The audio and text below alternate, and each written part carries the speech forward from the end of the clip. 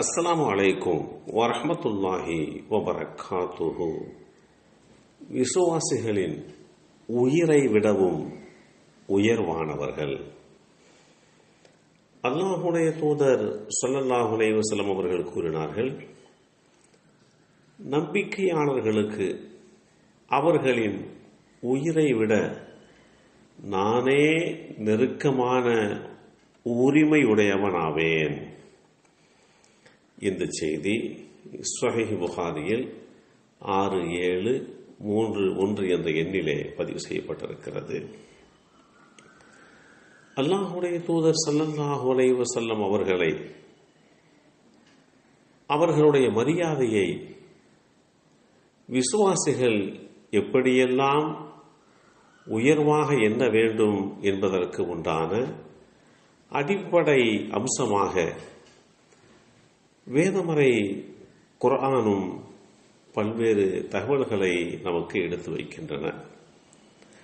அந்த அடிப்படையிலே நாம் பார்க்கின்ற போது வேதமறை குர்ஆனிலே அல்லாஹ் குறிப்பிட்டு காட்டுகின்ற போது, விசுவாசிகளின் உயிரை விட அல்லாஹுடைய தூதர் ஸல்லல்லாஹு அலைஹி வஸல்லம் அவர்கள் உயர்வானவர்கள் என்று அவர்களுடைய உயர்வையும் மேன்மையையும் எப்படி ஒரு விசுவாசி எடுத்துக்கொள்ள வேண்டும் என்பதற்கு அடிப்படை அம்சமாக அல்லாஹ் வேதமறையின் வாயிலாகவே இப்படிப்பட்ட உத்தரவை பிறப்பித்திருக்கிறான். அந்த அடிப்படையிலே அல்லாஹுடைய தூதர் ஸல்லல்லாஹு அலைஹி வஸல்லம்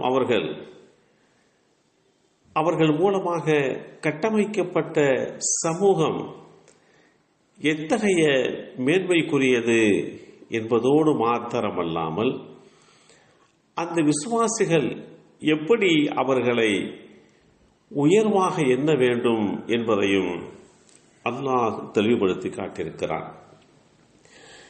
இந்த நபிதான் விசுவாசிகளுக்கு அவர்களுடைய உயிரை விட மேலானவராக இருக்கிறார்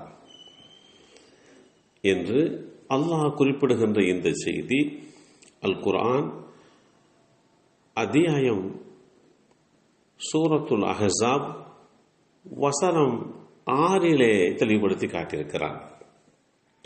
அல்லாஹ்வுடைய தூதர் ஸல்லல்லாஹு அலைஹி வஸல்லம் அவர்கள் விசுவாசிகளுடைய உயிர்களை விட மேலானவர்களாக இருப்பதற்குண்டான காரணத்தை வேதமறை வசனம் தெளிவுபடுத்தி காட்டுகிறது.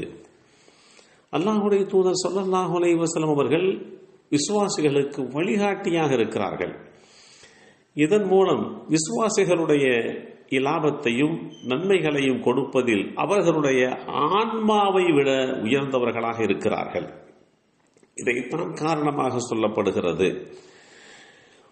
மனிதனுடைய ஆதுமா சில நேரங்களில் இலாபத்தையும் சில நேரங்களில் நஷ்டத்தையும் கொடுக்கவே செய்கின்றன.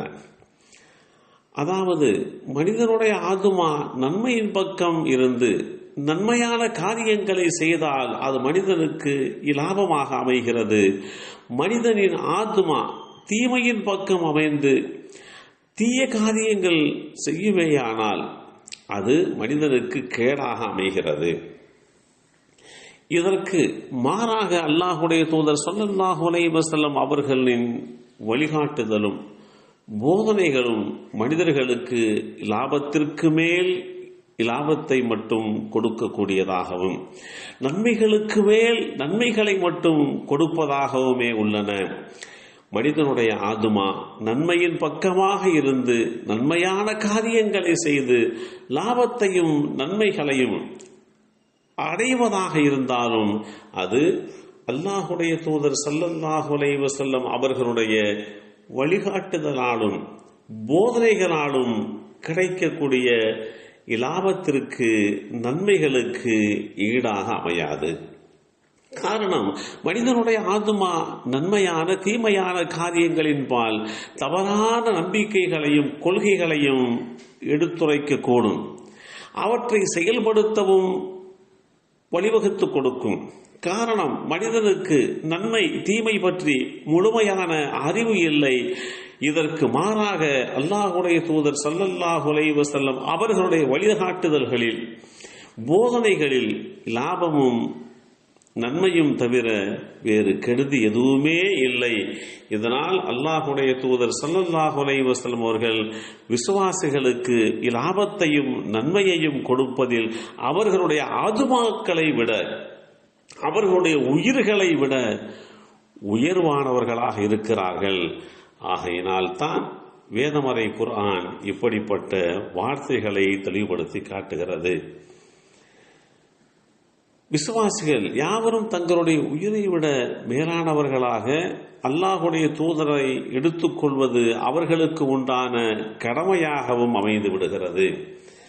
எல்லாம் வல்ல அல்லாஹு தஆலா அவருடைய தூதர் ஸல்லல்லாஹு அலைஹி வஸல்லம் அவர்களுடைய கட்டளைகளை எடுத்து நடப்பதை நம்முடைய உயிரை விட உயர்வாக எடுத்துக்கொண்டு செயல்படுகின்ற வாய்ப்பை நமக்கும் நம் சந்ததிகளுக்கும் வழங்கி அருள் புரிவானாக. அஸ்ஸலாமு அலைக்கும் வரஹ்மத்துல்லாஹி வபரகாத்துஹு.